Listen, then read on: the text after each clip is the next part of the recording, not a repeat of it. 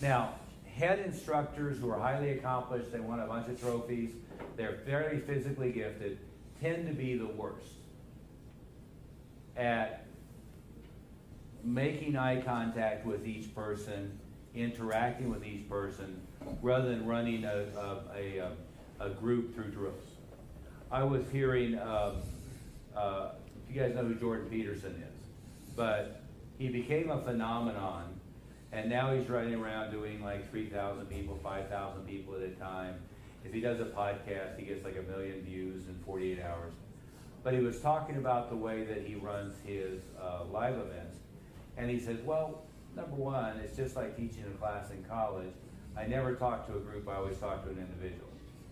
So I talk to this gentleman, and I talk to this lady, and I talk to this gentleman, and everybody else is overhearing the conversation that we're having.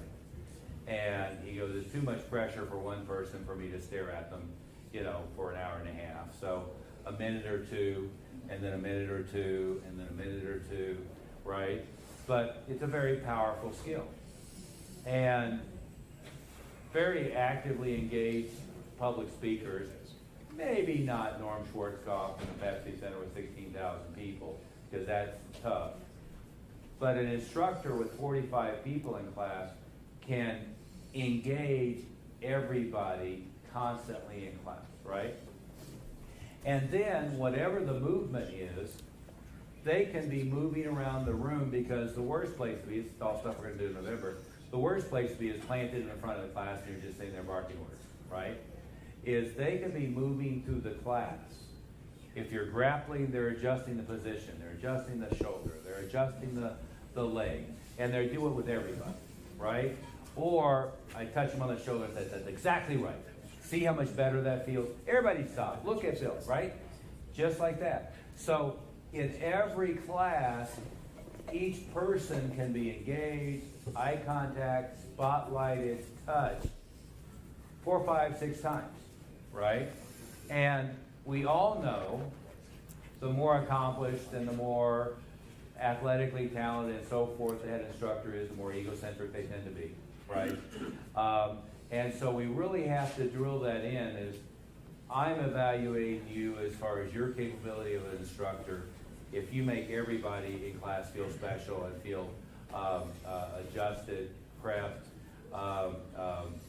given personal attention every class. And then you're really teaching them how to do it. Everybody see the picture of what I'm talking about? Sure. I'm sure some of you are good at that, others, or perhaps you're great at it, your staff isn't great at it. And by the way, there was a great study on, this was a training magazine like 25 years ago. I used to use it as a training tool. But there was a great study about how we train people the wrong way. And it was about having people watch a presentation to learn podium skills and speaking skills. And just like the cognitive distortions, again, this is a long time ago, their conclusion was people don't draw the conclusions that they should draw appropriately. So you've got to tell them what you're going to do, demonstrate it, explain it to them, have them do it, and then repeat the cycle. Because if you put an assistant instructor watching a head instructor, hoping that they're going to pick up the things they're doing, they pick up the wrong cues, right? So what you've got to do is explain to them what it is you're doing.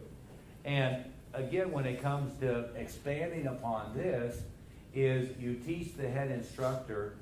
One is you're never, it's like your Zoom, deal.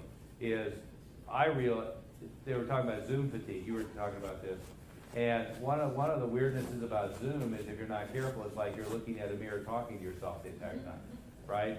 And one of the ways you eliminate that is you turn off self-view. So you're not seeing yourself, because it's very unnatural. Tim and I are talking. It's not like, it would be natural, comfortable, or anything else for a mirror to be in the back, and I'm staring at the mirror wondering how my hair looks or something, right? But it's the same thing with an instructor. They've got to be totally, fully into the level of engagement of the students and totally unconcerned about how they're coming across, right? So you teach the instructors. One is they're always talking to an individual.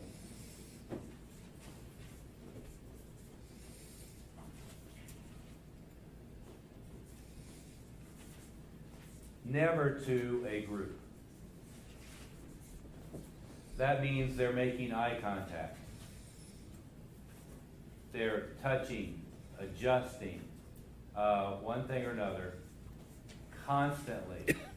Number 5, they never get planted.